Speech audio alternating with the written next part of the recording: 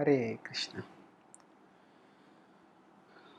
The temptation for quick comprehension causes erroneous generalization.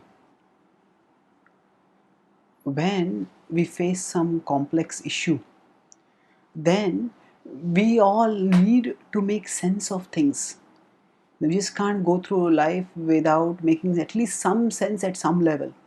And that's why if some analytical framework has helped us to make sense of things, then when we encounter any situation, we immediately try to fit it into that analytical framework and try to understand it. And sometimes in trying to fit situations into prefabricated analytical frameworks, we reduce complex situations to very simplistic caricatures of those situations, and thus we misunderstand the situation or misrepresent the solution to that situation, whatever it may be. So there is a pleasure in comprehension of things, but often comprehension of complex things requires effort. And when we don't want to put in the effort, when we want quick comprehension, then that just as there is the temptation for quick sensual pleasure, then there is the temptation for quick intellectual pleasure when we try to analyze complex things into simplistic frameworks. So for example, consider a person who is consider people who are anti-religious. Now whenever they hear of any terrorist attacks or any kind of violence against innocent people, they say, oh, religion is the cause of all evil. Now if we consider, say, first suicide bombers were done by LTT, which was not even a religious terror, which had nothing to do with any religion. So this is a erroneous generalization.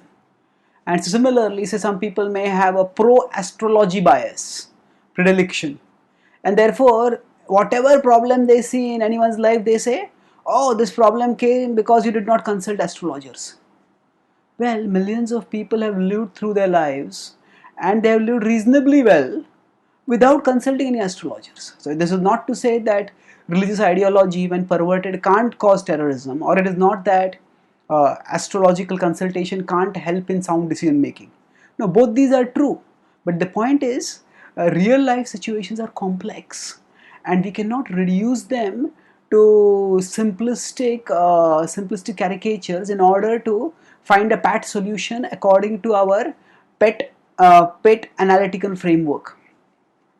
So the Bhagavad-gita urges us towards due caution when first it introduces us to the analytical framework of the three modes in its 14th chapter, 14.5 to 9. But then it is quick to point out that in the real life, these modes compete against each other and they overlap. So in 14.10 it states, Rajas tamascha vibhuya sattvam bhavati bharata rajah sattvam tamaschaiva tamah sattvam rajastatha. So the Gita says that rajas tamascha vibhuya, that raja and tama, they are overcome, and sattvam bhavati bharata, the mode of sattva guna predominates. Or sometimes rajah sattvam tamaschaiva, sometimes rajaguna predominates over sattva and tama, and sometimes tamah sattvam rajastatha, sometimes tamaguna predominates over sattva and rajas.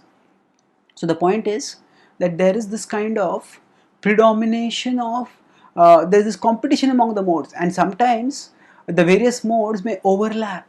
So we can't simplistically reduce real life situations to particular mode. The Gita guides us towards caution, even in applying the analytical framework that it has given us.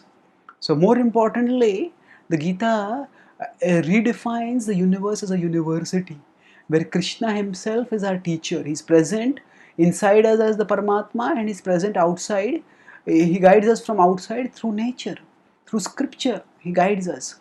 So in this way, when we open ourselves to Krishna's wisdom, Krishna's guidance, then that spiritual connectedness with Krishna gives us a deep security and fulfillment that makes us less vulnerable to the temptation for quick intellectual comprehension.